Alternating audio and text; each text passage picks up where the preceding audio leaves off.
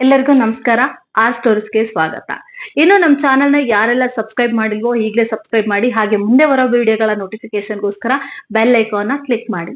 ಇವತ್ತ ನಾನೊಂದು ಗಣೇಶ ದೇವಸ್ಥಾನದ ಬಗ್ಗೆ ಮಾತಾಡ್ತಾ ಇದ್ದೀನಿ. ಹೌದು, ಸೊ ಯಾವ ಗಣೇಶನ ದೇವಸ್ಥಾನ, ಇದರದ ವಿಶಿಷ್ಟತೆ ಏನು, ಹಾಗೆ ಇದರ ಇತಿಹಾಸ ಏನು ಅಂತ ತಿಳ್ಕೊಳ್ಳೋಣ. ಸೊ ಮೊದಲಿಗೆ ಗಣೇಶನ ದೇವಸ್ಥಾನ ಅಂತ ಅಂದ್ರೆ ವಿಘ್ನ ನಿವಾರಕ. ಸೊ ಯಾವುದೇ ಒಂದು ಕೆಲಸ ಮಾಡ್ಬೇಕಂದ್ರು, ಏನೇ ಒಂದು ಪ್ರಾರಂಭ ಮಾಡ್ಬೇಕಂದ್ರು ಮೊದಲಿಗೆ ನಾವು ನೆನ್ಸ್ಕೊಳ್ಳೋದು ಗಣೇಶನ. ಯಾಕಂತಂದ್ರೆ ಪ್ರತಿಯೊಂದು ವಿಘ್ನನ ನಿವಾರಣೆ ಮಾಡೋರು ಕೂಡ ಅವರೇ ಆಗಿರೋದ್ರಿಂದ ಬೆಂಗಳೂರಿನಲ್ಲಿ ನೀವು ನೋಡಿರ್ಬೋದು ಸಾಕಷ್ಟು ಗಣೇಶ ದೇವಸ್ಥಾನಗಳಿದೆ. ಆದ್ರೆ ಇವತ್ತು ನಾನ್ ಮಾತಾಡಕ್ ಹೊರಟಿರೋ ಗಣೇಶನ ದೇವಸ್ಥಾನ ತುಂಬಾ ವಿಭಿನ್ನವಾಗಿದೆ. ಸೊ ಏನಂತ ಹೇಳ್ತೀರಾ? ಸೊ ಈ ಗಣೇಶ ದೇವಸ್ಥಾನದ ಹೆಸರು ವಾಹನ ಗಣಪತಿ ದೇವಸ್ಥಾನ ಅಂತ ಹೇಳ್ತಾರೆ, ಟ್ರಾಫಿಕ್ ಗಣೇಶ ಅಂತ ಹೇಳ್ತಾರೆ, ಹಾಗೆ ಆಕ್ಸಿಡೆಂಟ್ ಗಣೇಶ ಅಂತ ಕೂಡ ಹೇಳ್ತಾರೆ. ಸೊ ಕೇಳೋದಕ್ಕೆ ಸ್ವಲ್ಪ ವಿಚಿತ್ರ ಅನ್ಸಿದ್ರು ಹೌದು, ನಿಜ.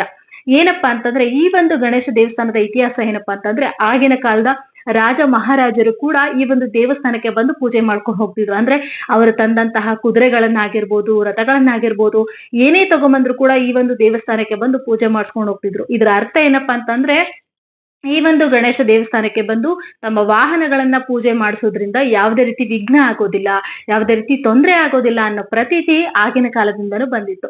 ಹಾಗೆ ಬೆಂಗಳೂರಿನ ಕಟ್ಟದಂತಹ ಕೆಂಪೇಗೌಡರು ಸಹ ಈ ಒಂದು ದೇವಸ್ಥಾನಕ್ಕೆ ಬರ್ತಿದ್ರು. ಸೊ ಈ ಒಂದು ದೇವಸ್ಥಾನದಲ್ಲಿರುವಂತಹ ಗಣೇಶನ ಗರ್ಭಗುಡಿ ಸ್ವಲ್ಪ ಕೆಳಗಡೆ ಅಂದ್ರೆ ಪಾತಾಳಕ್ಕೆ ಇರೋದ್ರಿಂದ ಅವರು ಇದಕ್ಕೆ ಪಾತಾಳ ಗಣಪತಿ ಅಂತಾನು ಕೂಡ ಹೆಸರಿಟ್ರು. ಈ ಒಂದು ದೇವಸ್ಥಾನದ ವಿಶೇಷತೆ ಆಗಿಂದ ಬಂದಿರೋದ್ರಿಂದ ಬೆಂಗಳೂರಿನಾದ್ಯಂತ ಪ್ರತಿಯೊಬ್ರು ಕೂಡ ಆ ಒಂದು ದೇವಸ್ಥಾನಕ್ಕೆ ಹೋಗಿ ಯಾರೇ ಒಂದು ಹೊಸ ವಾಹನನ ಖರೀದಿ ಮಾಡಿದ್ರು ಕೂಡ ತಪ್ಪದೆ ಆ ದೇವಸ್ಥಾನಕ್ಕೆ ಹೋಗ್ತಾರೆ, ಪೂಜೆನ ಮಾಡಿಸ್ಕೊಂಡ್ ಬರ್ತಾರೆ. ಈ ಬೆಂಗಳೂರಿನಲ್ಲೂ ಅಷ್ಟೇ ಕೂಡ ಯಾರೇ ಒಂದು ಹೊಸ ಗಾಡಿನ ತಗೊಂಡ್ರು ಕೂಡ ಈ ಒಂದು ದೇವಸ್ಥಾನಕ್ಕೆ ಬರ್ತಾರೆ. ಹಾಗೆ ಇಲ್ಲಿ ನೀವು ನೋಡ್ತಾ ಇರ್ಬೋದು, ಈ ಒಂದು ದೇವಸ್ಥಾನದ ವಿಶೇಷತೆ ಏನಪ್ಪಾ ಅಂತಂದ್ರೆ, ದೇವಸ್ಥಾನ ಅಂದ್ರೆ ರಸ್ತೆ ಮಧ್ಯದಲ್ಲೇ ಇದೆ. ಅಂದ್ರೆ ಇಲ್ಲಿ ತುಂಬಾ ಟ್ರಾಫಿಕ್ ಆಗುತ್ತೆ, ಅದರಿಂದ ಟ್ರಾಫಿಕ್ ಗಣೇಶ ಅಂತ ಹೆಸರು ಬಂತು, ಇಲ್ಲ ಅಂತಂದ್ರೆ ಏನಂತ ಗೊತ್ತಾಗಲ್ಲ. ಅಂದ್ರೆ ಈ ಒಂದು ದೇವಸ್ಥಾನ ನೋಡೋದಕ್ಕೆ ಚಿಕ್ಕದಾಗೆ ಇದೆ. ಸೊ ಚಿಕ್ಕದಾಗಿದ್ರು ಕೂಡ ಅದ್ರ ಮಹಿಮೆ ಅಪಾರ ಅಂತ ಹೇಳ್ತಾರೆ. ಸೊ ಹಾಗಿಷ್ಟತೆ ಏನಪ್ಪಾ ಅಂತಂದ್ರೆ, ನಮ್ಮ ವಾಹನನ ಅಂದ್ರೆ ಯಾರೇ ಆಗ್ಲಿ ಈಗ ಒಂದು ವಾಹನನ ತಗೊಂಡಾಗ ಹುಷಾರಾಗಿರ್ಬೇಕಪ್ಪ, ಹುಷಾರಾಗಿ ಓಡಾಡ್ಬೇಕಪ್ಪ ಅನ್ನೋ ಭಯ ಇರುತ್ತೆ.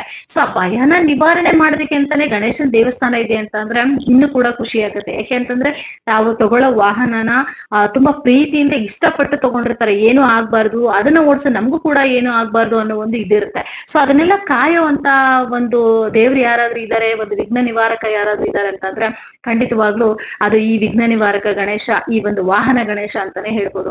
ಇವನ್ ಇದು ಎಲ್ಲಿದೆ, ಇದ್ರ ಲೊಕೇಶನ್ ಎಲ್ಲಿದೆ ಅಂತಂದ್ರೆ ನೀವು ಗೂಗಲ್ ಅಲ್ಲಿ ಕೂಡ ಸರ್ಚ್ ಮಾಡ್ಬೋದು.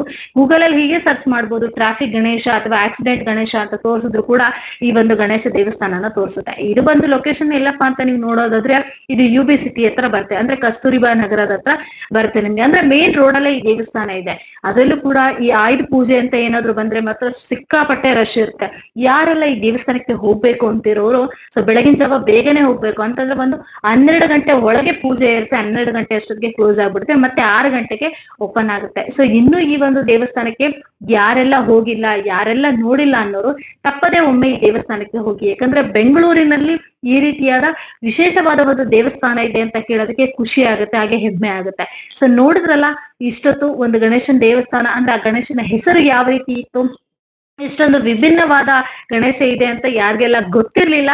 ಸೊ ಗೊತ್ತಿಲ್ದಲೇ ಇರೋರು ಈ ದೇವಸ್ಥಾನಕ್ಕೆ ಒಂದ್ಸಲಿ ಭೇಟಿ ಮಾಡಿ, ಗೊತ್ತಿರೋರು ಈ ಗಣೇಶನ ದೇವಸ್ಥಾನ ಹೇಗಿದೆ ಅಂತ ಕಮೆಂಟ್ ನಲ್ಲಿ ತಿಳಿಸಿ.